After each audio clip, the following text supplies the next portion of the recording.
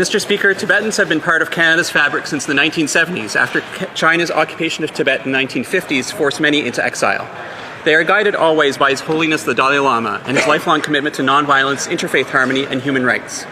Today, Tibetan communities thrive in Tayakan Parkdale High Park, Etobicoke, and in Halifax, Vancouver, Calgary, and Montreal.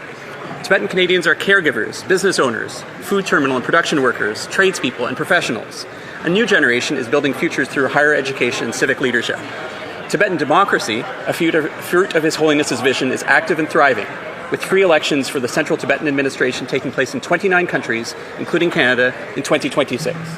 On this Tibet Day on the Hill, let us today reaffirm Parliament's 2024 motion recognizing Tibetans as a people and a nation, the right to determine their future, including the recognition of their next spiritual leader, free of interference. And as Tibetans and Tibetan Canadians continue to preserve their language, culture, and identity, let us honor their example. Tashi Dele. We're incredibly fortunate to have Richard Gere here on Parliament Hill today, a fervent defender of rights and freedoms whose fight for the Tibetan people deserves to be applauded in this House.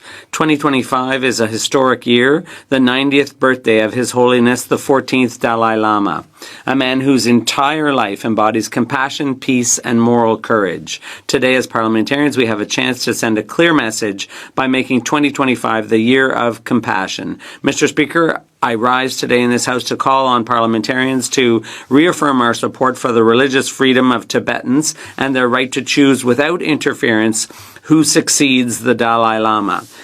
2, to recognize the historical status of Tibet as an occupied nation. And 3rd, to demand respect for human rights in Canada's international relations. Mr. Speaker, this year we celebrate the 90th birthday of His Holiness the Dalai Lama. Following a request from His Holiness to then Prime Minister Lester Pearson, the first 2 Tibetan refugees landed in Canada on October 15, 1970, just over 55 years ago. Since then, Tibetan Canadians have been contributing to the Canadian economy, community, and social fabric of our country.